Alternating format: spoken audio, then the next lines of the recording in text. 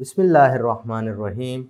Assalamualaikum dear students. Welcome to the video lecture of Digital Summer Pack Grade 3 and we are studying mathematics. Today our topic is counting in sevens.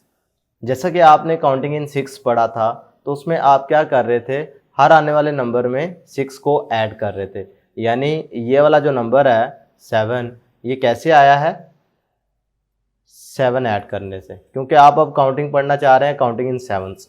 Counting in 6 में के case में आप 6 add करते थे, अब counting in sevens पढ़ रहे हैं तो इसका मतलब है आप 7 नंबर स्किप कर रहे हैं, इसको भी आप स्किप काउंटिंग कहेंगे।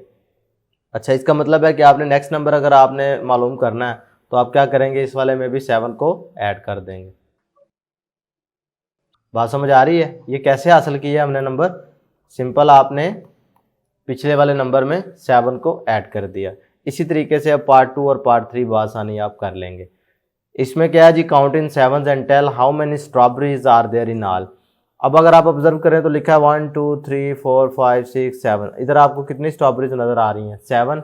हर प्लेट में 7 स्ट्रॉबेरीज हैं। क्योंकि आप काउंटिंग इन 7 पढ़ चुके हैं तो अब आप इसी तरीके से अगर काउंट करेंगे तो बड़ा आसानी से आप इनकी तादाद बता सकेंगे। 7 है, 14, 21, 21 में 7 28, 35, 35 में 7 42, 49, ठीक है, फिर 56।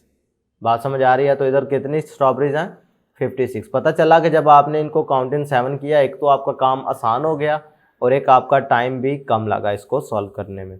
तो प्यारे बच्चों, ये थी स्किप काउंटिंग इन 7 या इसे काउंटिंग इन 7 सिंपल कह सकते हैं, ठीक है। इससे आप क्या कर सकते हैं, बहुत ज़्यादा ऑब्जेक्ट के 7 में पेयर बना लो और फिर उनको साथ साथ की काउंटिंग में आसानी से ऐड किया जा सकता है। आज के लिए इतना ही। अल्लाह हाफिज़।